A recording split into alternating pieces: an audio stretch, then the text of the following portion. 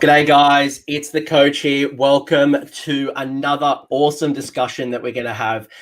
You might have noticed that we are doing a bit of a focus on event organizers and tournament organizers and helping really share the knowledge across the world around how to run awesome events to grow your community and just have an awesome time. And I'm here with Suelzle. I've officially renamed him. This is his Australian nickname now. Purely because we were talking pre-episode, and I'm like, how do I say your name? And he told me, and then 5 minutes later, I tried to say it, and I butchered it. So it is Jonathon Suelzle or Suelzle. It's actually not his name, but Jonathon, welcome, hello, and I'm excited to talk to you about your initiative, which is the Starter Box Challenge, which is all about how you've grown a community based on starter boxes. Heck yeah. Yeah, that's definitely what the main focus of the event is all about. It's a different event, actually. Often you hear events like 1,000 points, 2,000 points. You make up different points, but a Starter Box Challenge, that's quite a new thing or quite an interesting way to approach an event.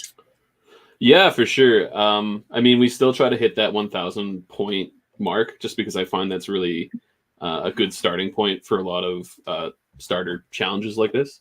But the reason we focus it around the starter box is it's a great way to get new players into the game. The other reason I do starter boxes is because those are things that you can get in your local stores. And I always try to promote.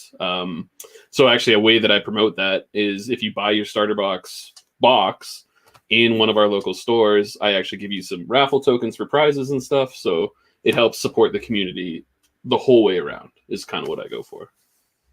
And Jonathon and I connected, if you're wondering how this all started.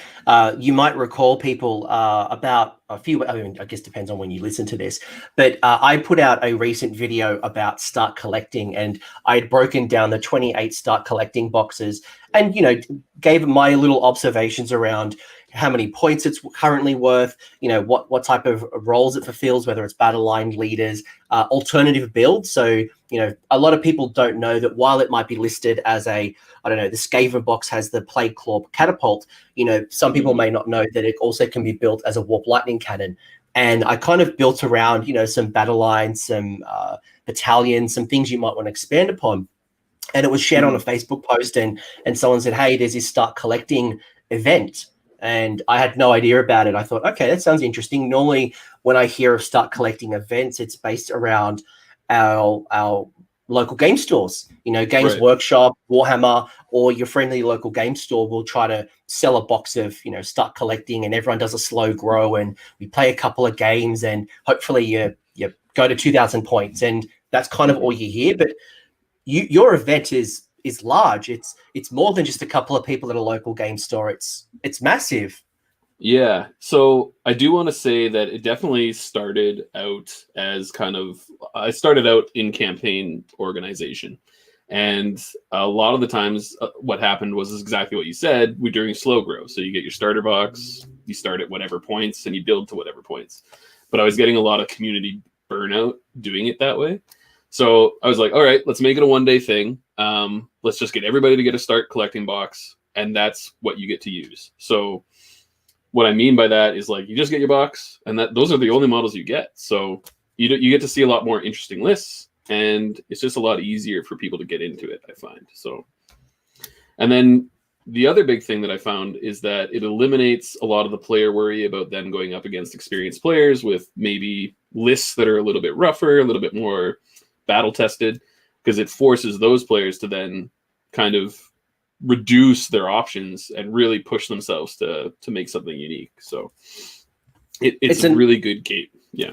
It's an awesome challenge because there are a whole bunch of armies, and as I was going through the start collecting series, there was a whole bunch of armies where I'm like, I would love to do this start collecting box, but I would never want to actually build it out to a 2,000 points. I would love to run the Seraphon army with, the Saurus Knights. I'd love to run a Carnosaur. I'd love to run a little Dino patch, but I wouldn't want to run 2,000 points of Seraphon. But this kind of really scratches that itch. And I wanted to kind of unpack from you, Jonathon, what it was all about. How did you get it all working? And I guess, what are the lessons and the advice for, maybe you are a store owner who's looking to grow Age of Sigmar. Maybe Right. you are somebody who plays at a local games club, or you're trying to bring in new people into the hobby. I think this is an awesome way to do it. You've got your one-on-ones, you've got your two-on-twos, you've got team events, you've got narrative events. This is something different, and I wanted to unpack that with you. Yeah. So definitely, if I was looking to start all over again and start to build my community, I would really focus on the social media aspect of it first. So I always took to Facebook first and foremost, and I started blasting what the event was about, what people could expect to get there, and how they can get started to get ready for the event. And then that kind of lays the groundwork for you. And then after that, you have to put together a really solid players package. And in years past, I tried to step outside of the tournament rules AOS and Games Workshop had set up to try to make my own rules. And that just really convoluted things and made it a lot more difficult. So we kept the interesting aspect of the challenge to the starter box aspect of it. And then we just kept all of the regular match play rules and tournament rules to make it simple. Everybody has those rules right in front of them, so there's no real debate or worry about any of that. Keep it basic is probably my biggest tip for that. Yeah. So talk to me about, I guess, let's reset this, because maybe somebody doesn't know what a start collecting event is. Maybe they haven't been a part of a slow grow, that they started their army, they found a community, they grew it, they now play in match play tournaments. First off, what is a start collecting or a slow grow event, and what drew you and the community to this style of event? Right. So the biggest difference between my event and a regular event, or even a slow grow league, is generally in those leagues, you start with whatever you're going to start with, and then you grow it to whatever you want to grow it to. With the starter box challenge, your army is based around a starter box. So for instance, Anthony, you want to come to the starter box. You're going to pick a start collecting box. Let's say Slaves to Darkness, the new one, because it has some sweet models. You are then going to have to build everything in that box with any variants. You can build any of the variants. So like Maw Tribes, their box, the main hero has a couple different builds. As long as your core of your army contains that starter box, you're good to go. But then the only units you get to use to expand that to 1,000 points is other units that appear inside of that start collecting box, or any allegiance. So like if you're Chaos, and you can draw allies from Khorne or Tzeentch or Slaanesh, you can take other models from those armies. However, they also have to appear and start collecting boxes. So that eliminates a lot of what you would see in your regular meta with people who have, pretty hardcore lists, because it really restricts everybody to that very small pool of stuff they have to choose from. So in your video, you talked about certain armies have more points, less points, and that 1,000-point cap lets everybody build to that limit. So that's kind of what sets us apart, and I think makes the event really unique. I know. So I've been, I don't want to say community leader, but I'm certainly someone who's been driving my community in Sydney for a number of years now. And for us in Sydney, and I'm sure it's very common in other communities, 2,000 points is normally the number that most events go to, whether it's your 2-dayers or your 1-dayers, whether it is the events that run at a local game store. 2,000 points is normally the number that we most gravitate to. And I've spoken to a lot of people, and people who are entering the community, that's such a big jump for them to go from 0 to 2,000 points to buy, build, paint, practice, play, and actually then get the confidence to come to an event at 2K is quite a massive jump. And the draw for me on these slow grow, or these, what you do with the starter box, which is what got me really interested, is it is allowing you to, it's like going to the gym, right? Yep. Or going for a run. Nobody goes and runs the New York Marathon or some type of massive run immediately. They train and they build over time. And this allows you to go, right, I've got 15 models, 10 models. I'm going to grow up to 200 points. And then once I've got 200 points, I add on an extra 100 points. Reminds me of the back in the day, Games Workshop on White Dwarf would have like the Tale of Four Warlords, where each person could spend like $100 or $50, depending on where you live, and they would slowly build up their army over time using this fixed $50 or $100. And over like 6 months, you eventually get this army, and now you've got not only the experience but the models to go play 2K. So for me, when I look at the starter box challenge and slow grows, this is really building the skill and the knowledge and the confidence without forcing someone's hand to buy 2K immediately, rush paint it, not practice, and then just have a bad time with an experienced player potentially, and they give up on the hobby, which is a big risk. So speaking to that, specifically, that's why I don't have a painting requirement for my event. So that people who do jump in late can get into it. But I also feel it's really important to award players for things outside of how they play or how strong their list is. So a lot of the awards that I give out are hobby awards or sportsmanship awards, or they're just raffle prizes. So you can come get smashed, but chances are good you're going to walk away with something. So a really good example of that is in the second year that we ran it, we had this guy, David. He's in one of the photos. He's the big Scotsman. He's holding up a medal. He actually came out and he just busted his butt at the hobby aspect of it. And he actually walked away with the hobby trophy that year. So you don't always have to design these events for play. And I think that's something that gets missed a lot. Reward players for things outside of just the game, for sure. So I guess, if we're setting the scene or laying the land, really what is this start collecting box challenge, or the starter box challenge, or the slow grow league, however you want to call it, or whatever it is. It's a great entry point for you to bring your community into the fold without forcing them to buy lots of models immediately. And I guess getting them familiarized. And I really liked some of the, I don't want to call it restrictions, but as an experienced player, I think sometimes I miss out on these events because I don't want to go down with my optimized list. I don't want to go in with my super experience.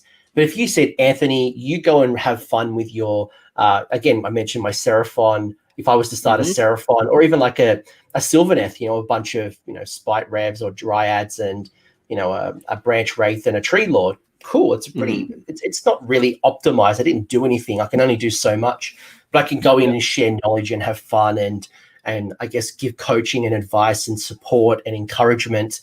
And those people will get comfortable and stay with our community. And then boom, my event's gone from 10 to 50 to 100 to, you've got massive events now because you've slowly grown that community. Yeah, and that's definitely something that happened with us. Like I think the first year I ran it, we only had about 20 players. Next year we had, I think, 35 plus, and then this third year we had 70. So it does work. People, you get the word out there, and they get excited about these kind of events. They want 70 is massive, man. Like I don't want to. In a lot of communities, that's massive. Like, yes, we've got CanCon, you've got Adepticon, you've got LVO, you've got these big events that are sitting around the 100, 200 mark. But a 70-player event is quite large. And then you add on the fact that it's based around start collecting box. That just shows a testament on how enjoyable this event can be if you create it correctly. So that's pretty exciting. And you're in Canada, right? We are in Canada, yeah. So we're pretty blessed in our meta, I'll say that. We have Calgary and Edmonton, which are pretty close together. And we have a fairly big AOS community in both of those cities. So we have a lot of events where guys from Calgary will go up and play there and vice versa. So like when I discovered Ultimate Gamers, which is the name of our local club, it already had like a pretty solid core of about 20 guys that were showing up regularly on Thursdays and playing games. It was a little bit daunting the first couple times I came out to play games. I remember the first time I actually came out, I was sitting there with my army. Another guy sat down with his army. We didn't really say anything. I waited about an hour for a game and then I left. And I just didn't ever want that to happen to another player. So building on that community was always the focus. And I think just being friendly and having events like this where people can, I want to try Seraphon. I want to try these units that never hit the table because they're just not optimized. And let's be honest, that happens. but you can just come out, have a nice laid back event. It's really fun, right? Like you can just enjoy yourself while you're out playing the game. So, and I'll bring up a perfect example here. So Cinderfall Gaming in the chat has mentioned that he has been recently running a slow grow league in his community, and it's literally helped double his attendance around. And that's because you're lowering the baseline, allowing more people to attend. And I guess if you are thinking about growing your community, and I want to get a little bit more into what you do and how your pack kind of works and how you run the event. But if you're sitting here, whether it's post-COVID, if you're thinking about, I don't know, your community's kind of stale, or maybe people have dropped off to go play 40K, for example, while it's exciting and you're trying to get your numbers back, or you just want to go to a bigger venue and kind of do more things, whatever your world might look like. If you're thinking about how do I grow my community, I think there's some really interesting things that you've mentioned already, right? It is removing the barrier to painting. Because that is a hindrance. Not everybody is a fast painter. Not everyone is a confident painter, and that can stop people from growing and learning the game. So things like that, having different types of events. So not just always doing 2,000 points all the time. Have a doubles event. Have a teams event. Have a slow grow event. I remember about 6 months ago, I did a women in Warhammer video with some women in, two in Australia and one in England. I was going to say they're all Australian, but no. But one of the things that they had mentioned, I'll always remember, is they said, I don't really like the one-on-one format.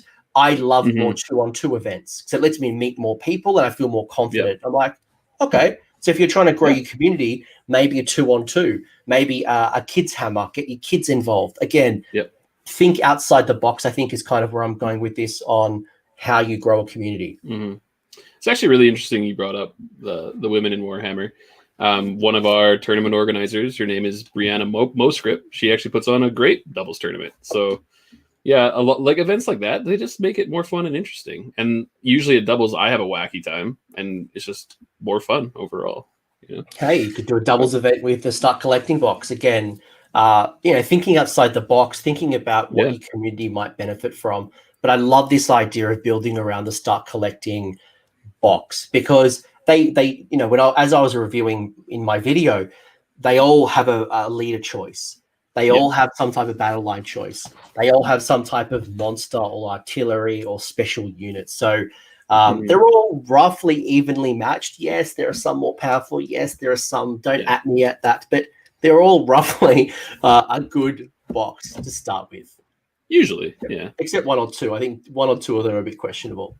Although, that said, so one of the guys that won the event, his name is Paul Ting. I think he won year one. And he won with Slaanesh before the new Slaanesh book came out.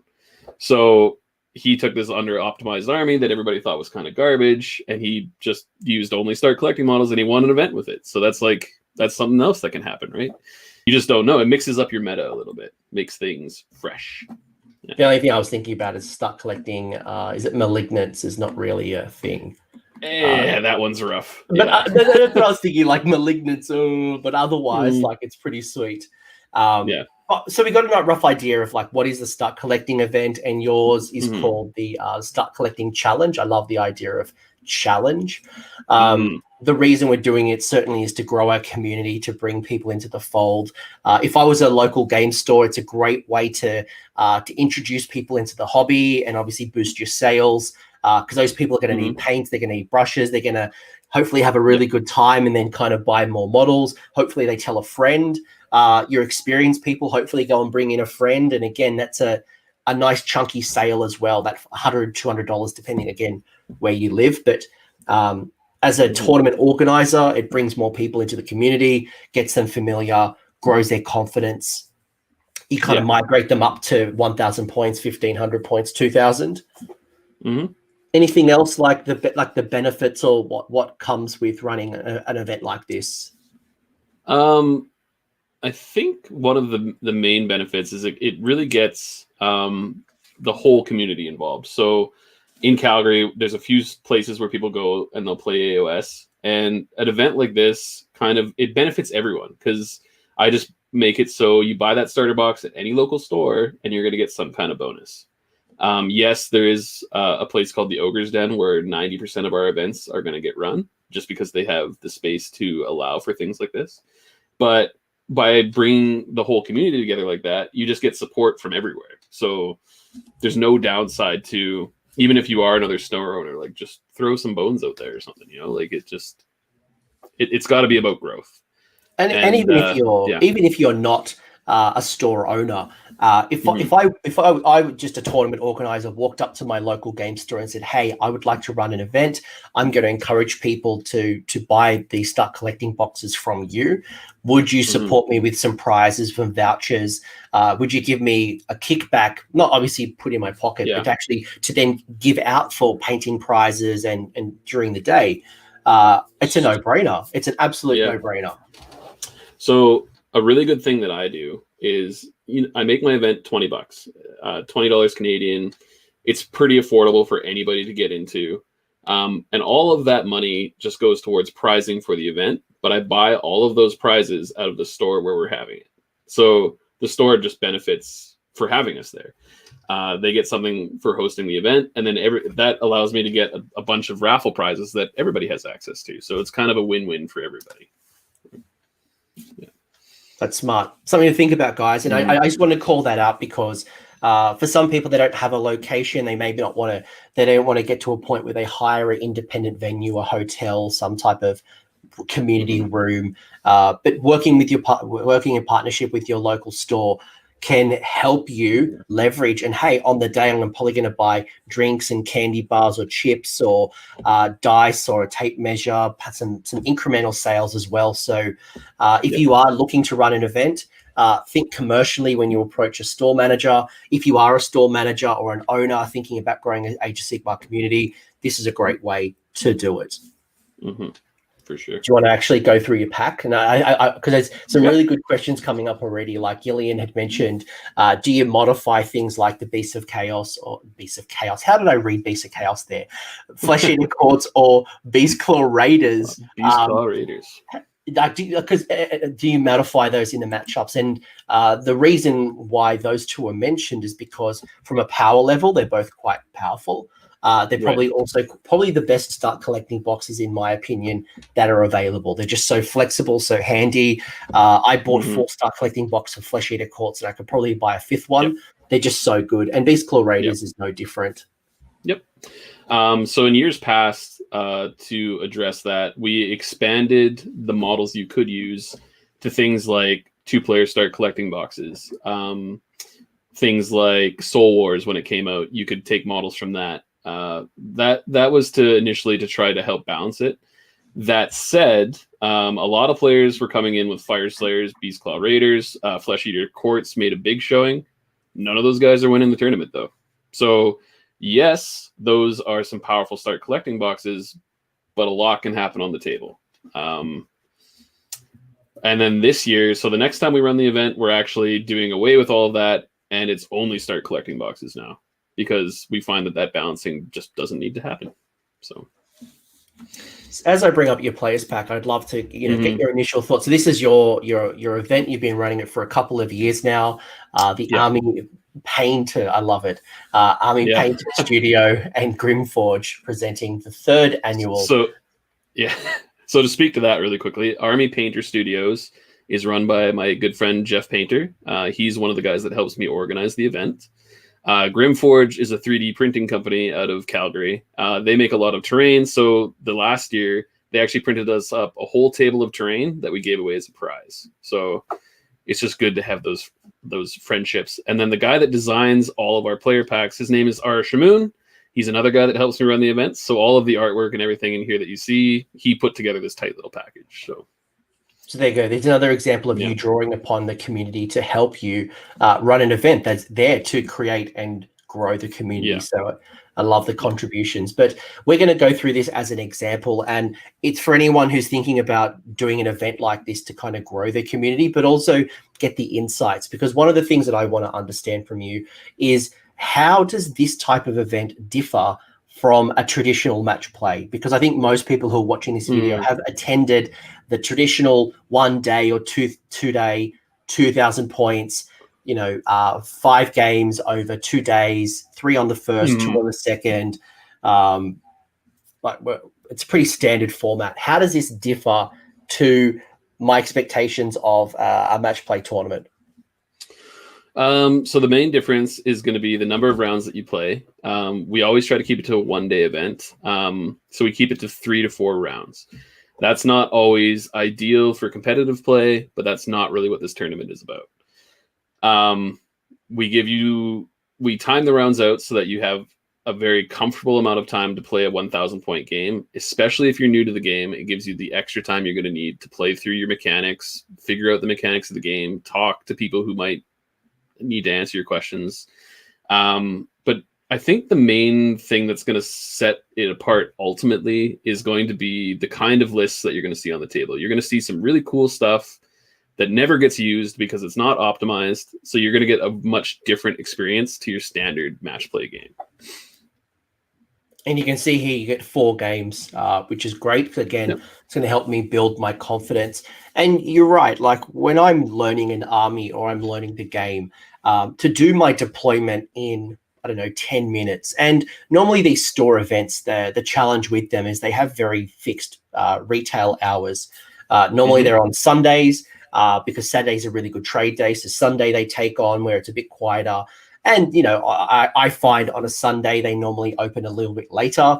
Nobody wants to get out of bed on a Sunday early. And they want to close because they want to go home and do stuff before Monday, maybe close out the week, whatever it might be. So, to rush a new starter is very challenging. You're not going to get the best out of them. So I love that you've tried to create a really relaxing space where you've given someone 90 minutes or 2 hours to play a game of 1,000 points at most. Yep. And we're really lucky with the Ogre's Den. Again, this is where we play 90% of our events. The owners are really good about, they'll give us whatever time we want. They'll come in early. They'll stay till midnight. They don't care. I still try to work with people's personal lives and make it a comfortable event. But if things need to go longer, they can. And that, again, it's just all about relationship building. So I've worked really hard to foster these relationships with my local stores so that we have the flexibility to do things like this. No, I love it. And you see here, you've got the restrictions. Some feedback from the community is maybe dropping the make it a little bit easier to read, I think, from the symbol being a bit. Yeah. Yeah, we were a little focused on artwork this year, I see. It looks great, but there's always that balance, right? But hey, but I'm not taking a dig at you. Like the fact that we're putting on an event is pretty amazing. And again, think about the language and think about your audience as well, team. Think about is some of this language very common? Do people understand how to build a list? Do people understand the roles? And if you are doing a start collecting, you almost really want to coach them and kind of guide them to a point where they feel comfortable, as opposed to this is in the too hard basket, maybe next time, where actually I'm here to help you, reach out, talk to me. So what are these key things that you need to include in your players pack? So I can see you've kind of given us a bit of a lay of the land. Maybe in I know for one of my events coming up, I've boosted the price a little bit on my ticket, but I've included lunch as well. So it means that there's less time for people going to find their own lunch, maybe at a venue they're not comfortable with. And in a non-COVID world, they could obviously socialize and hang out with more people that they're meeting on the day. Obviously, COVID, we've got to be socially aware and distancing and all that stuff. But again, think about how you can build the bonds in the community. Yep. So definitely some things you want in your pack. Talk about what players can expect when they get there. Then I talk about how you're going to build your list. As you can see here, I've listed everything that was legal for this last year's event. So it's not strictly starter boxes. Again, this was an attempt to balance things. But I always try to make sure that it's very clear what you can and can't do in the players pack. And then I make myself available. So like I said before, I post about this stuff 3 to 4 months in advance. And then I make an effort to be at my local game store. So our night is Thursday night. I'm there every Thursday night. I'm there to field questions, play a game. talk about hobby, whatever. I'm just there, even if it's just to socialize for an hour or two. And then I make myself really available on social media. So Facebook, whatever, email is 90% of where I get all my questions and stuff like that. But yeah, as long as you're available for your players, they will ask you questions, and then that's going to help you just draw them in because they're obviously interested. So don't be a jackass. Just answer their questions. And one thing that I've seen work really well at another local game store is having a painting night. So not everybody has the motivation, not everyone has the resources or even the space to paint at home. So maybe in a quieter day, let's say Monday, for example. In fact, the game store that I'm thinking about in Australia does do it on a Monday. They'll actually advertise that from 6 till 9. It'll be a painting night. And there'll be some experienced players like you who will be there to help coach or give advice on the spot. And that could also be motivation leading into your start collecting event. Because again, you're giving them 3 hours a week at minimum to come in and paint. And hey, they might want to pick up a new brush, pick up a new set of paints. They might learn a new technique and again, build that confidence over time. Yeah, absolutely. Absolutely. What else goes into the pack? So you've obviously told people what to expect. What can I expect actually? Like sell me. We're in an elevator.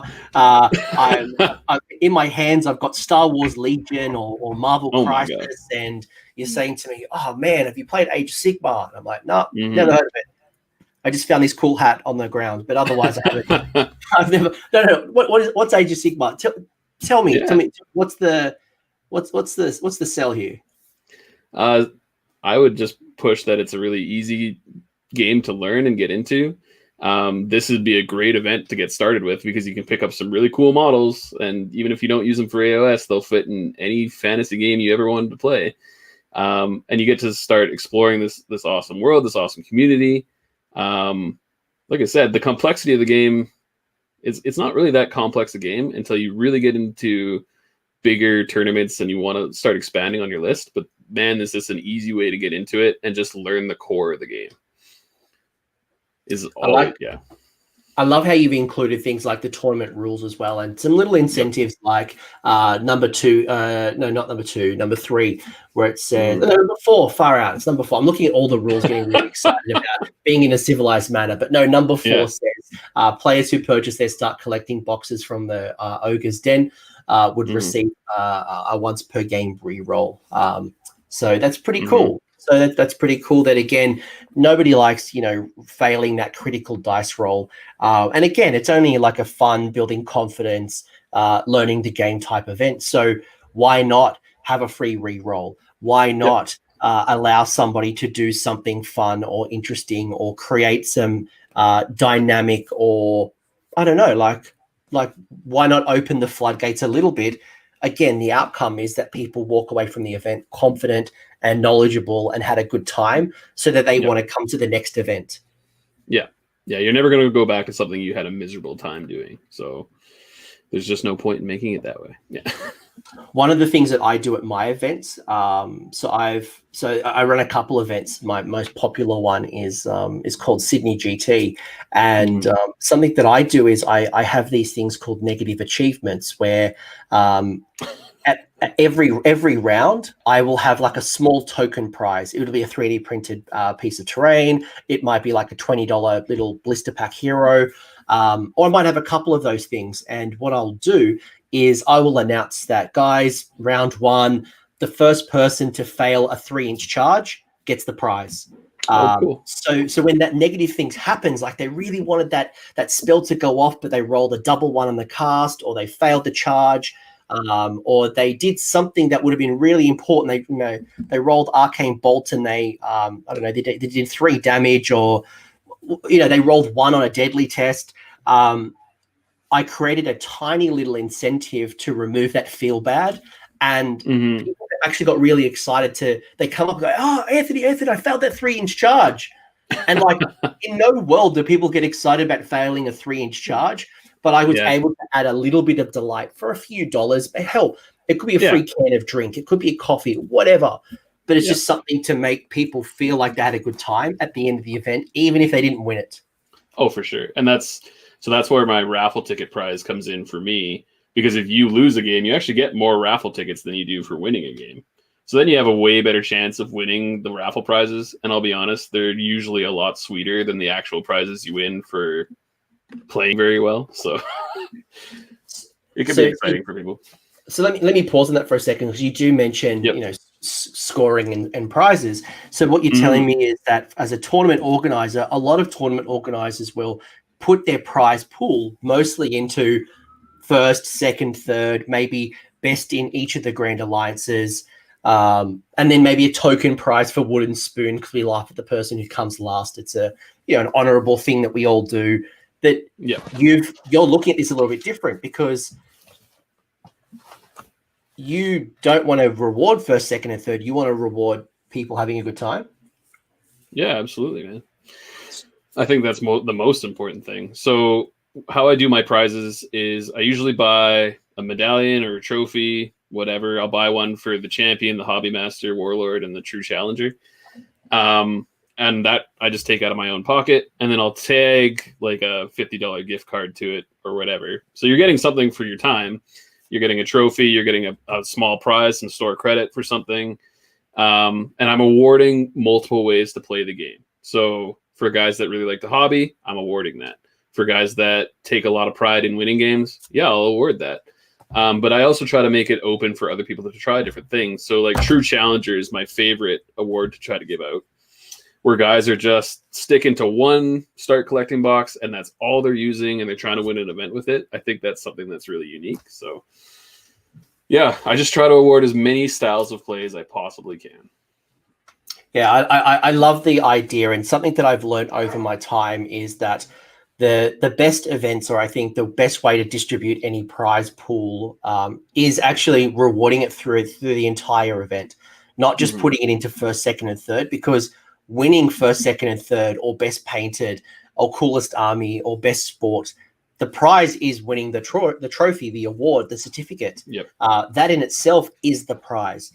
I'm really fortunate that Games Workshop, for some of my bigger events, are now sending me Forge World trophies. And instead of putting an extra $100 or $200 behind that trophy, that's the prize. You want a freaking trophy. You want an award. How about I distribute the wealth and distribute it evenly, not evenly, but distribute it fairly, so that whether you want to come in and win the event, whether you just had a good time, whether you are the hobby master, painter, a good sport, think about ways that you give equal opportunity for someone to walk away with a prize and have a great event. Yeah. Well, and that's why I pour a lot of, like 90% of my prizing goes into a raffle. And that way everybody has a chance at getting one of those raffle prizes. You can put things in, like I think last year, what did we had the Stormcast Battle Force was one of the prizes. We had a bunch of terrain, things like that, so people can actually expand on their hobbies. We got some prize support from Secret Weapon Bases, Grimforge again. It's so cool to be a player and go to these events, and you see all these cool prizes, and you're like, oh man, I got to win first place to get whatever on the table there. Well, why not just do it with raffle prizes, and everybody's got a shot? And I think that's it keeps everybody involved in what's going on, right? Yeah, and some communities already have things like masters points or ranking points, but even just again, Cinder4 Gaming points out, thinking about ways that you can create spot prizes. I talked to Clint from the Heralds of War recently about his players pack, and one thing that he does at CanCon that I really enjoy is he has a narrative bingo. And he's got, like a little bingo sheet that has, 15, 20 different things that you can do. And some can be narrative, some can be competitive, some things can be failures. Like I mentioned, the 3-inch charge failures. It could be, you've named one of your characters, or you buy your opponent a drink. Just things that, again, make up a good event or a good human. And if you complete the bingo card, you go in a raffle for a prize. So it doesn't matter if you go 4-0, 3-1, however you go competitively. It's about having a good time. And you might put names, just put names through a generator and just randomly generate people's names. It's not just about you going in and smashing every opponent, because it's about having fun, creating moments, and building confidence and knowledge so they come again, and they're encouraged to play more. Yeah, absolutely. And probably one other thing as well I'd call out is you want people to get to know the community. So if there are ways that you can encourage your more experienced players to drop down, there's been times where I've gotten some of the more experienced players to come down and maybe do some best painted judging, or kind of just go in and kind of just take some photos and, you know, post them on social media, put them on the Facebook group. They get it. They build a connection with that experienced player, and that kind of those nerves or the, you know, not feeling confident in their skin. You kind of remove that as well. Yeah, because it is a little bit daunting coming into communities sometimes. And I think just being there and being as friendly as you can and being open to these new people is a big part of it for sure. Yeah, and even like, you know, you may not have the intention that, you know, I'm a big wig, I'm an awesome player, you know, walk around with the strut. But when you join that Facebook group or that WhatsApp group, or however your community is kind of centralized, if you see a name, I don't know, let's say like me all the time, like Anthony Magra, you constantly see me posting and I've got hobby or performance. It's a little bit daunting to speak to that person because they are perceived well known. And it's not my intention to do that. It's just how people might perceive me. So any way you can remove those barriers to encourage people. And that's why I love teams tournaments, doubles tournaments, where you can put a new player with an old player and again, build their experience. Yeah, get them out of those new shoes, as it were. Yeah, and give some advice. So, and I love as well that you've also gone the extra mile to actually put down the deployment maps. Again, I assume that we're not using 6x4s here. You're using a 4x4 table because obviously the size of the event. Yep. It's partly because of the size of the event, and I just find 1,000-point games work better on a 4x4. So. Well, it's what they recommend, but also means that you, if you are, you know, restricted by space, and again, you know, in a more COVID safe world, you probably could have more people on a table by spreading it out this way. But you've also gone the extra mile by actually showing off how much space is in the deployment, where the objectives are, because for some of our battle plans on the General's Handbook, it's actually quite hard to work out where the objectives go, and that can be quite confusing initially. So even you just measuring it out to say, right, there's 12 inches here, 12 inches here, this is the distance between 3 objectives. They're like, simple. Yep. And we made it very clear that we shrunk all the objectives to 3 inches too, because there's a lot of debate about that. But yeah, you make the space work for what you're trying to do is a big part of it for sure. Any other lessons that you've learned by running an event like this? So obviously you've documented like why the 3 inches, and like the first thing probably I would look at this and go, whoa, we're using realms. Like, why would you use all the realms, and why would you put in additional layers of complexity for a bunch of new people? What have you learned from doing things like this, and why would you bring in something like this to your events? You mean like the realms and the extra layer of complexity? It's like the realms, or even just moving away from the standardized 6 inches from an objective to 3 inches.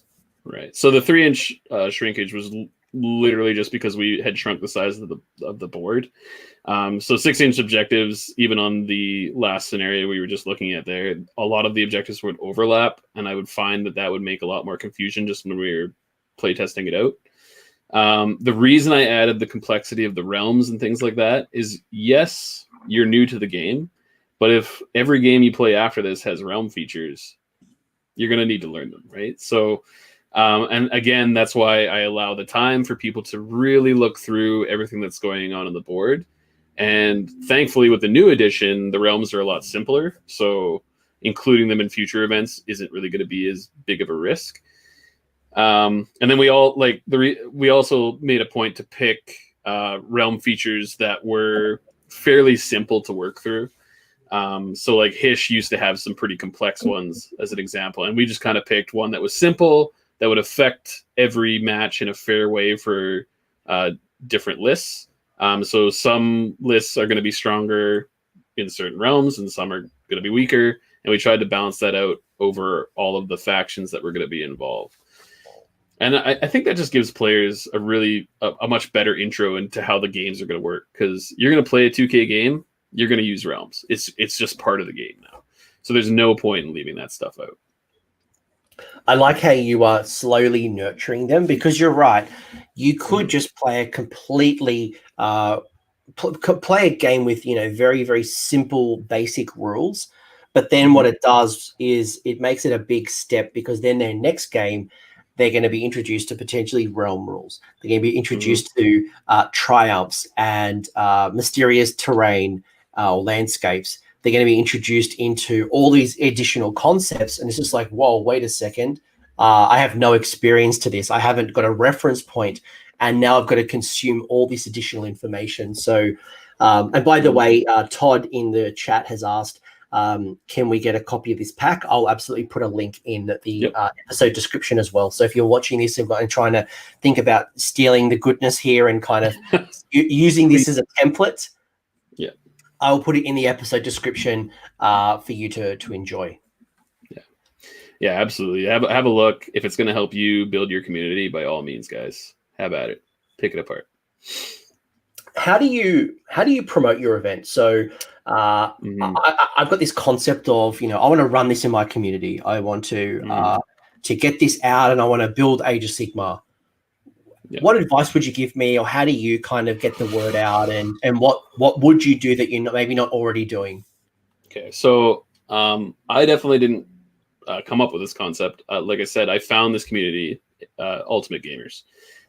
That is the first key. Have a community, a center point for your community to rally around. So a new guy comes into the store, he's interested in AOS. The first thing I'm going to tell him to do is hop on Facebook and join Ultimate Gamers.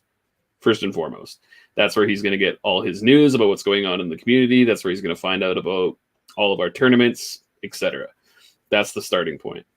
And then when I get into promotion mode, I'm blasting social media, in this case, largely Facebook and our group across multiple pages, so that we have Warhammer Alberta, Calgary, Edmonton, and then we have Ultimate Gamers. I'll post in all four. Make sure the word's getting out there. And then, like I said, I show up every Thursday or whatever your regular hobby night is. I just show up. I make it a point to be there always. And I talk about the event. I get people talking about the event, and then that gets them excited. They're going to start talking to their friends. They're going to want to pull more people in. And that's just the best way to do it. You just have to be really active. I find what really helps as well is thinking about, especially if you're doing it in partnership with a local store. If I was running my own independent event, this advice would be a little bit different. But if I was running it in partnership or even in store, I'd want to make sure that Age of Sigmar is visible, whether it is getting them to announce that they've got an Age of Sigmar night. And I know a lot of stores will advertise, Magic the Gatherings on Friday Night Magic. You've got Age of Sigmar once a month, or 40K once a month, and they'll have like an event calendar for the month or the week. Making sure that if you are going to run a painting night, or you're going to have a casual Age of Sigmar on a Tuesday, or whatever day you try to rally the community, try to get that on the schedule. So again, everyone knows that Monday night is Sigmar night. Whether you want to paint, you just want to drop in, say hello, it is Sigmar night. And again, you foster those relationships. They can ask questions, they can get advice. And again, you're removing those barriers. So I think about real partnership as well, and get a poster up. Make a poster up. Make sure that, again, when you walk in store, that is advertised. So one of the things that I find that really helps is when I run a campaign, at the end of that campaign, I usually make up a banner for the team that won. So it's got an AOS logo, it's got the UG logo, it lists everybody's names that you would see who are on that team. So I just kind of took that idea. A lot of sports teams and like in high school and stuff, you'll see those banners hanging everywhere, and it's got the year and the names of people who won that year. That helps to establish the fact that this community is here, it's been here for a while, and it's clearly not going anywhere. So it's just another way of putting that message out there for your community. I know one thing that I did last year at one of my events that was actually really well received. It was my 100-player event last year, and I made up name badges. So I got a little lanyard with a name badge, and I also got people to submit their Twitter or their Instagram handle if they had one. Okay. And I'd have their name and their Instagram or Twitter handle, so that as they're walking around, even if I don't know them, I can at least say their name. I can introduce myself. Some people aren't very good with names, and they might hear it once and then they forget it. AKA me with your last name, but or even like when we play a game, Jonathan, you and I play a game, I take some photos, or if I want to take some photos, I can tag you, or I can say on the Facebook group or the Twitter, I'm like, oh my God, having an awesome game against Jonathan Stormcast. Who do you think's going to win? Or, I can post those after game photos and again, foster the relationships. And next week when the event's over, I at least know Jonathan and say, hey, Jonathan, do you want to play a game? Or, hey, when are you free again? I had such a good time with you. And I don't need you to be running these constant events because I've now got the confidence to have a pickup game for someone I don't know yet. Heck yeah. Yeah, that's a really good point, yeah. Just thinking about those ways to kind of, again, build relationship and get, like my Sydney Facebook group, it's not my person, I'm just a part of it. We have like 1,000 members, but there's probably a good 50% that aren't active. And I always wonder, how can I get people to post? And getting people to post their hobby progress or leading up to the event, like, hey, going, share your photos, getting people to, again, learn what's happening online so they know what's going on offline. Yeah, for sure. It's an interesting balancing act. I just find you're totally right. Like if anytime I do anything hobby related, I try to post about it. Anytime I'm going to organize anything, I post about it. Or if we're going to do, like, we have a Discord group, we just hang out and we do hobby hangouts. That's awesome.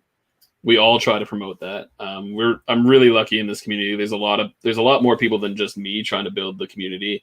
And there have been people that have been doing it for a lot longer than I have. So we have this really great support structure of just constantly blasting social media with stuff. And then you do get inactive people who oh, hey, that's pretty cool. I haven't seen that in a while. And then you get them back in, right? So it's a great way to do it. Something that I've been doing that seems to work really well is I'll go live. Especially like on those the Monday night painting events, or if we're having a casual, just a pickup game, or even a pickup, like in my community, there's a couple of stores that will run Sigmar once a month, one day on a Sunday.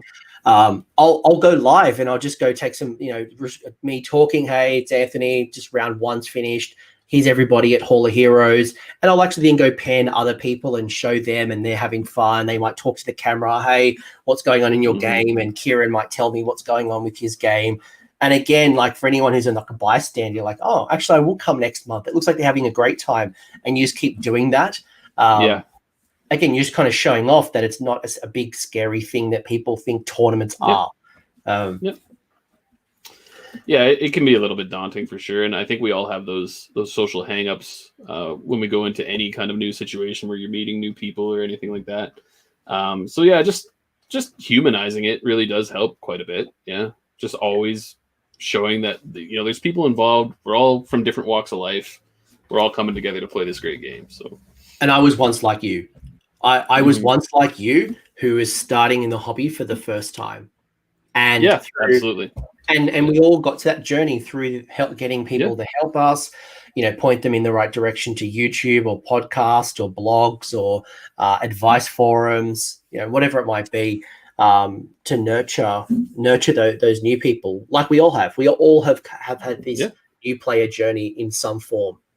Well, and that's the only reason this show is even happening right now, and this interview is even happening right now, is because somebody I know through the community pointed me in the direction of your show, and hey, great, it worked out, right? Yeah. Talk to me about your pricing. You mentioned that I think $20. You think you made it a very small barrier to entry. It was $20. It doesn't give you a lot of fat to kind of, if you want to buy a trophy, if you want to buy prizes, $20 per person doesn't get you a lot. Obviously, we want to reduce it so it's easy for somebody to come. But at the same time, as an event organizer, you want enough to be able to buy things. Absolutely. Yeah. I just make the sacrifice. I buy all my trophies out of pocket. I do all the tickets, anything that I need to make the event run. It's personal expense to me. I don't care. I don't mind doing that. And then I just try to make sure that all that prizing is going back to the community somehow. So again, I'll talk about Paul Ting. He has a fabulous amount of terrain that we all use. It's available for our whole community to use at the store. I mean, the guy can deck out, I think, I want to say like 50, 60 tables for a 2K game, which is really impressive. So sometimes that money goes towards repairing that terrain, fixing stuff that all the community uses. Sometimes that goes back into the store, and then most of it goes back out to the players. I think it really helps that we have a place that we don't have to pay for the space is a big one that allows me to do that and keeps the costs of these events lower. And if you are going to charge more for an event, just make sure that the value is there, would be my only advice in that regard, right? Like, give them a fairly professional players pack, give them a sense that you care a lot about this event and you're bringing something special for them to add value to that, right?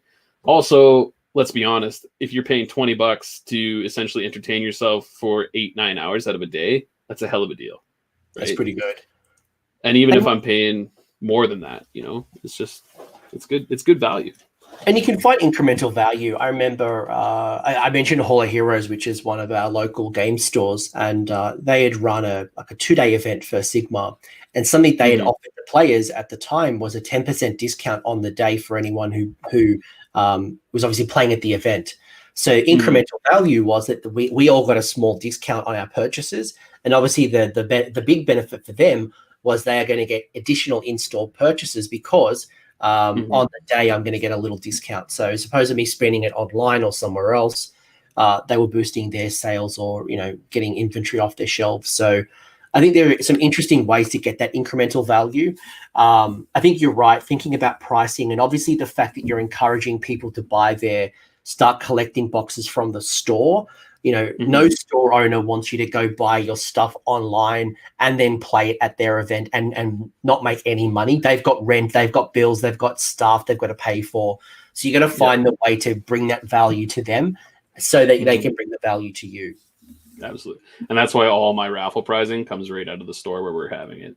It's just an easy way to give back to the store. It gets your players some cool stuff. Everybody wins. And they'll want you to come again. They'll want to advertise it for you. That'll be their player base. That it's a win-win, I think. And then once you grow up big enough, you might take it off the premises, or you might run it over a couple of sprints, throughout the year. Yeah. I mean, The last probably burning question I've got, because this is really cool. I think it's a very interesting concept. We can take a lot of the lessons from the other videos that I'm going to do with event organizers, whether it comes to players pack, whether it's how sportsmanship and all that stuff. People who watch my channel know that I have 3D printers, and this year I've made a focus to actually start printing my own trophies. Cool. So that allows me to bring the cost down quite significantly. But when I was very first starting my events, I didn't do any trophies. I actually just did certificates. Certificates are really cheap. They can look really good. I had some friends who are graphic designers who just drew up some really nice Age of Sigmar kind of awards. Got them printed, a couple of dollars from like the local printer with a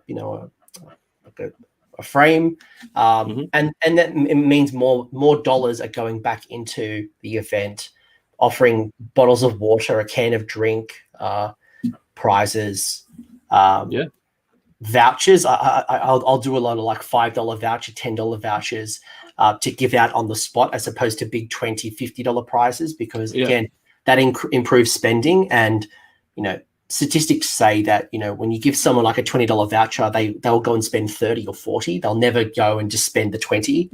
So again, it's win-win for the store. Absolutely. And I think the other thing I would suggest too, I was a little bit wary of doing this when I first started out, but asking for prize support is never a bad thing. So just reach out. Worst they're going to say is no. Best case scenario, you're going to get some freebies to give away at your event. Just ask. I'll add one thing to that, and Sure. I've been known quite well in Australia to get really good prize support. And I think one of the reasons why is I come from a very commercial background. Like I'm very business orientated. And I always think about myself on the other side of the email. And I'm like, what's in it for me? What is the benefit to me if I'm Cromlich, Army Painter, Citadel, whoever you're reaching out to, any store? Like, what's the value to me? And it could be, I'm going to put your logo on my players pack. If you send me some prizes, if you send me some, so like bits, Cromlich, for example, are really good to me. They'll send me like little resin pieces, and Green Stuff World send me stuff as well, which they've been very, very good to me. And what I might do is when I get that little box and I get all the cool stuff from Green Stuff World, I'll film a little box opening video, and then I'll actually post it on the group like, hey guys, Green Stuff World just sent me the prizes and look at this, and, you know, hype it up. That's marketing, right? That's marketing dollars they would have spent. And I'm getting people excited because, hey, they now know I've got prizes coming. And the benefit to the company is marketing, as opposed to, hey, I'm running an event. Can I have some prizes? And I hold out my hands. Like, well, what do I get out of that? Yeah, absolutely. So Secret Weapon's an excellent example of that. They send out a bunch of little bases. So then when players show up for my event to sign in, I give them their little player kit, and inside there, you get a Secret Weapon base with a little discount code. It's perfect. Everybody wins there too. Yeah. Actually, one more thing I just reminded me, and I will get to my last question, I swear. Another thing that I've done, especially with those types of things, is I've got to know a few people who have like a laser cutter. So like they'll cut acrylic or MDF, and I'll go to them and I'll say, hey, can you make me up 20, 50, 10 combat gauges? Because as a new player, one of the things that I'm probably not going to have a lot of is objective markers and combat gauges. So if I can give them, as you just said, Jonathan, you register, you come to me on the day, I give you your players pack, or I give you your documents and some tokens, some objective markers, some combat gauges. They cost like $1 to make from an acrylic person at most. They're really, really cheap, but it's a resource that I'm going to need because we all need multiple combat gauges. And at minimum, I've had 4 hopefully awesome games, and I'm walking away with my combat gauge, my objective markers, my 9-inch ruler, whatever. Just another thing to tie you to the game. It's perfect. Yeah. And it's cents on the dollars. Cents on the dollars of what you can create value. Yeah, like just making that little personal sacrifice sometimes is the touch you need. So, Final question. Sure.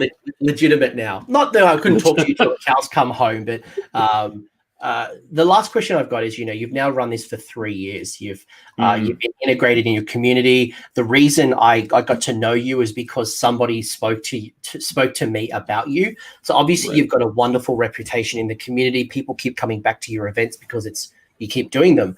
But what advice would you give me if I was going to do it for the first time? If someone's thinking about, this sounds awesome, I want to run one, I'd like to start one up maybe when COVID restrictions are down, what would you tell me? I think the best advice I would give anybody is you have to make your presence known in the community first. You have to start on the ground floor, establish those relationships, and really build on them. So like I've met a lot of the people I consider my closest friends right now through Age of Sigmar, through the community, and just being a presence in that community. That's going to be the biggest thing that's going to ensure your success as a tournament organizer, campaign organizer, whatever. And it's going to help you build the relationships that you really need to make something like this super successful. No, that's awesome. No, that's really good advice.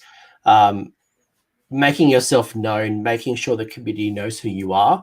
And that doesn't mean trying to be a big wig and trying to show off how amazing I am, but just being helpful, being advice, commenting on people's, if they post hobby progress, giving them some words of advice or encouragements, just being present can be really helpful. And again, I keep talking about removing that barrier to entry. Really, really good advice. And I think for me as well, working in partnership with that local game store, a lot of them are struggling right now. Even before COVID happened, they were quite struggling. And for them to be able to clear inventory, to be able to encourage people to come in to buy stuff in non-event days or pre-order days, that would be highly rewarding for them. And I think thinking not just about running an event there, but how do you continue to create a presence? And again, we talked about the Monday painting. We talk about the once a month Age of Sigmar on a quiet day, because Sunday, again, is the quieter day. Bringing foot traffic into their store can be quite important. But at the same time, you could run this at a local independent club.